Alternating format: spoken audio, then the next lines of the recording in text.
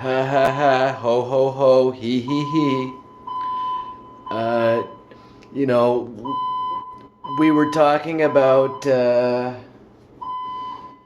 how we hadn't heard a fire alarm since the letter from TCHC, and of course, our neighbors listen in, and the police and the people who work in the building and people in the neighborhood, they listen in on our conversations. So of course, they would decide to pull the fire alarm just to let us know that they were listening. So that's where we're at. It is 3:58 a.m.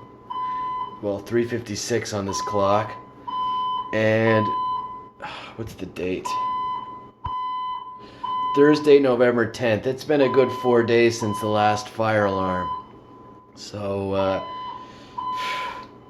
you know,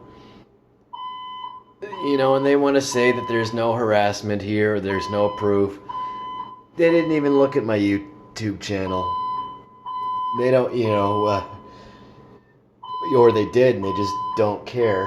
I mean, this is a violation of the Residential Tenancies Act, which is a reasonable, which is a requirement for a quiet and reasonable enjoyment of a unit.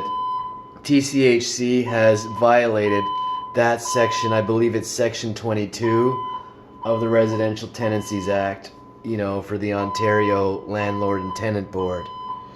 So when this matter goes to landlord and tenant, and it will, I mean, it'll be an automatic win for us in court.